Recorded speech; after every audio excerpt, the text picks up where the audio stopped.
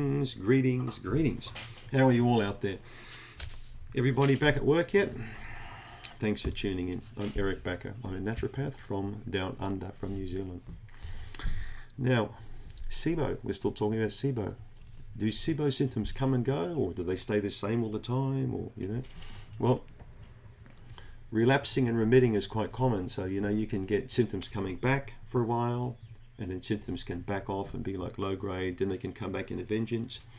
Here's what I'd like you to do if you have got SIBO. You won't have been told this by any doctor, all right? I don't think you will have. This can really help you big time. If you find the symptoms all over the place and you can't really get a handle on it, all right, I want you to try and keep some type of just get a piece of paper.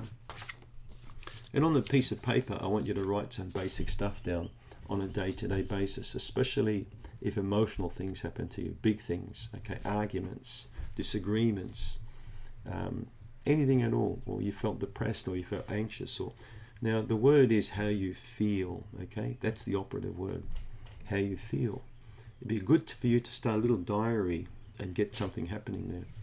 And then once you've got that going, in conjunction with that, we need to look at the symptoms, okay? Now the symptoms are different from the signs. The symptoms are what you are subjectively experiencing. Let's just see if the symptoms coincide with the coming and going, okay, of the symptoms. If the symptoms come and go, I mean, if that coincides with the emotional events I discussed previous.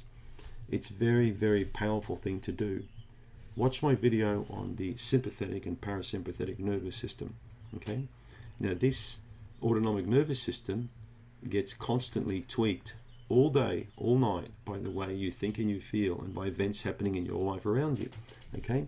Now the autonomic nervous system in turn has a massive influence on, you guessed it, the small bowel, okay? The small intestine, particularly through the vagus nerve, the largest or the most dominant parasympathetic nerve, all right? If you spend more time relaxing and breathing in nice and slowly several times per day, what you're going to find is the symptoms will become a lot less pronounced and you'll have a more steady stream of symptoms you can deal with that'll be lower grade, okay? If you don't believe me, just go out and pick a lot of fights and have arguments and get drunk and do all dumb things and watch the symptoms. They'll take off. They'll gallop away on you. You'll feel terrible.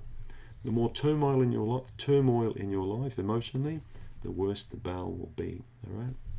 That's a good indicator for you too, particularly if the SIBO symptoms are coming and going. Find out what's happening in your life. Have you got men or women coming and going in your life? Have you got jobs coming and going? Something's coming and going. Think about it. Don't forget to be a subscriber if you want more of this sort of information. And also, you get my free report. Thanks for tuning in.